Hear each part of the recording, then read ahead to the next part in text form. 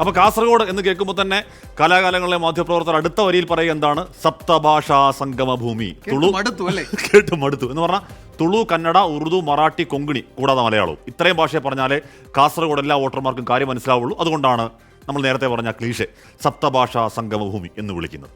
35 വർഷത്തെ LDF ചരിത്രം തിരുത്തിയ രാജ്മോഹൻ ഉണ്ണിത്താൻ മണ്ഡലം നിറഞ്ഞു നിൽക്കുന്നുണ്ട്. 7-ൽ 5 മണ്ഡലങ്ങളിലുമുള്ള മേൽക്കൈ കൊണ്ട് കോട്ട തിരിച്ചുപിടിക്കുകയാണ് CPM ജില്ലാ സെക്രട്ടറി MV ബാലകൃഷ്ണന്റെ ദൗത്യം. അപ്രതീക്ഷിതമായി വന്ന് 6 ഭാഷയിൽ വോട്ട് ചോദിച്ച് മഹിളാ മോർച്ച നേതാവ് ML അശ്വിനി NDAയുടെ തേരും തെളിക്കുന്നുണ്ട്.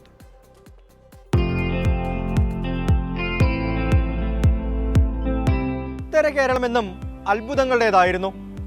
1ാം ലോക്സഭയിലെ പ്രതിപക്ഷ ശബ്ദമായിരുന്ന AKGയെ ജയിപ്പിച്ച മണ്ണ്. സാക്ഷാൽ EK നായനാർ അന്നത്തെ യുവനേതാവായിരുന്ന രാമചന്ദ്രൻ കടന്നപ്പള്ളിയോട് തോറ്റതും ഇവിടെയാണ്. 3.5 പതിറ്റാണ്ടിൻ്റെ CPIM തുടർ വിജയം തകർത്ത് കാസർഗോഡുകാരുടെ സ്വന്തം ഉണ്ണിച്ചയായി മാറിയ രാജ്മോഹൻ ഉണ്ണിത്താൻ വിജയം തുടരുമോ? ഇവിടെ ചോദ്യങ്ങൾ അനവധി. സപ്തഭാഷാ സംഗമഭൂമിയാണ് കാസർഗോഡ്. കല്യാശ്ശേരിയും കാഞ്ഞങ്ങാടും കഴിഞ്ഞാൽ പിന്നെ മലയാളത്തിന് വേഗം കൂടും. ജില്ലയുടെ വടക്കോട്ട് പോകും തോറും മലയാളം തുളുവും കന്നഡയും ഉറുദുവും മറാഠിയും കൊങ്ങിണിയുമൊക്കെയായി മാറും. ಈ ಸಲ ಇಲೆಕ್ಷನ್ ಬರ್ತಾ ಉಂಟು, ಸ್ಟಾರ್ಟ್ ಆಯಿತು ಅದರ ಇದು. ಈ ಸಲ ಕಳೆದ ಸಲ LDF ಇದ್ದ ಕೋಟೆಯನ್ನು UDF ಉಣ್ಣಿತಾನು ಹಿಡ್ದಿದೆ, ಕೋಟೆಯನ್ನು ಹಿಡ್ದಿದ್ದಾರೆ.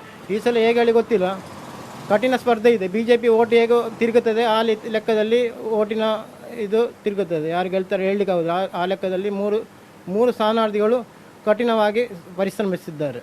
മലയാളം കൊണ്ട് ഏറ്റില്ലെങ്കിൽ ഇംഗ്ലീഷോ ഹിന്ദിയോ ആണ് സ്ഥാനാർത്ഥികളുടെ തുറുപ്പുചീട്ട്. ജില്ലയുടെ വടക്കു ഭാഗത്തുള്ള മഞ്ചേശ്വരത്തും ജില്ലാ കേന്ദ്രമായ കാസർഗോഡും മാത്രമാണ് UDFന് മേൽക്കോയ്മ. ഇവിടങ്ങളിൽ 2ാം സ്ഥാനത്ത് BJPയും. ഉദുമ, കാഞ്ഞങ്ങാട്, തൃക്കരിപ്പൂർ, പയ്യന്നൂർ, കല്യാശ്ശേരി എന്നിവിടങ്ങളിൽ LDFും. ജനങ്ങൾക്ക് ഇന്ന് അത് നഷ്ടബോധം ഉണ്ടായിട്ടുണ്ട്. കാസർഗോഡ് ലോക്സഭാ മണ്ഡലത്തിലെ വോട്ടർമാർ അടക്കമുള്ള ജനങ്ങളിൽ കഴിഞ്ഞ തവണ വന്നിട്ട് ഒരു നഷ്ടബോധം, പശ്ചാത്താപം അതൊക്കെ ജനങ്ങളിൽ ദൃശ്യമാണ്. അവരുടെ അഭിപ്രായ പ്രകടനം ഇത്തവണ ജയിച്ചേ പറ്റൂ, LDF ജയിക്കും. 1991 KC വേണുഗോപാലിന് പോലും ലഭിക്കാത്ത നേട്ടമാണ് 2019 രാജ്മോഹൻ ഉണ്ണിത്താൻ കരസ്ഥമാക്കിയത്. ചെങ്കോട്ട എന്ന് വിശേഷിപ്പിച്ച കാസർഗോഡിന്റെ ചരിത്രം രാജ്മോഹൻ ഉണ്ണിത്താൻ തിരുത്തി. 2ാം അംഗത്തിൽ കാര്യങ്ങൾ കൂടുതൽ എളുപ്പമെന്ന് സ്ഥാനാർത്ഥി. കാസർഗോഡിന്റെ സ്വകാര്യ ദുഃഖങ്ങളിൽ ഒന്ന് എൻഡോസൾഫാനാണ്. എൻഡോസൾഫാന്റെ ഇരകളോട് ഒരു നീതിയും പുലർത്താൻ ഇന്ന് കേരളം ഭരിക്കുന്ന സർക്കാർ തയ്യാറായിട്ടില്ല. അവർക്ക് ഒരു പുനരധിവാസ ഗ്രാമം ഉണ്ടാക്കുമെന്ന് 2020 പറഞ്ഞ് തറക്കല്ല് ഇട്ടതാണ്. 10 മാസം കൊണ്ട് പൂർത്തിയാക്കുമെന്ന് പറഞ്ഞു. 2022 പണി തുടങ്ങി. 24 അതിൻ്റെ ഒരു ഫ്ലോർ മാത്രം പൂർത്തിയാക്കി. മാത്രമല്ല 29,000 ആളുകൾ മെഡിക്കൽ ക്യാമ്പ് കാത്തുകെട്ടി കിടക്കുകയാണ്, നടത്തുന്നില്ല. മാത്രമല്ല അവർക്ക് പെൻഷനില്ല, മരുന്നില്ല, ചികിത്സയില്ല. ഇപ്പോൾ ഒരു പുതിയ പ്രഖ്യാപനം വന്നു. 2011 ശേഷം ജനിക്കുന്ന ആരും എൻഡോസൾഫാൻ്റെ ഇരകളല്ല എന്ന് പറഞ്ഞാൽ എൻഡോസൾഫാൻ്റെ ഇരകളെ പൂർണ്ണമായി വൈപ്പ് ഔട്ട് ചെയ്യാൻ സർക്കാർ തീരുമാനിച്ചു. മഞ്ചേശ്വരം, കാസർഗോഡ് നിയമസഭാ മണ്ഡലങ്ങളിലെ 2ാം സ്ഥാനമാണ് BJPയുടെ പ്രതീക്ഷ. കാസർഗോഡ് ചേർന്ന് കിടക്കുന്ന പ്രദേശങ്ങളിലെ കന്നഡ വോട്ടുകളും മറ്റിടങ്ങളിലെ പകുതിയോളം ഹൈന്ദവ വോട്ടുകളുമാണ് കണക്കുകൂട്ടലിൽ.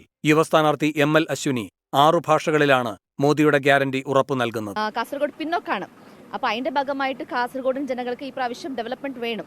സോ തീർച്ചയായിട്ടും ഡെവലപ്മെന്റ് വേണ്ടിയിട്ട് അവർ NDAക്ക് വോട്ട് ചെയ്യും. അതേപോലെ PDS നോക്കുന്നുണ്ട്.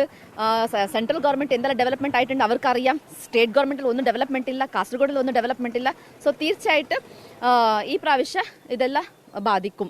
35 വർഷത്തെ ചരിത്രം തിരുത്തിയെഴുതിയതിൻ്റെ ആത്മവിശ്വാസമുണ്ട് UDFന്. LDFന് ഇത് അഭിമാന പോരാട്ടമാണ്.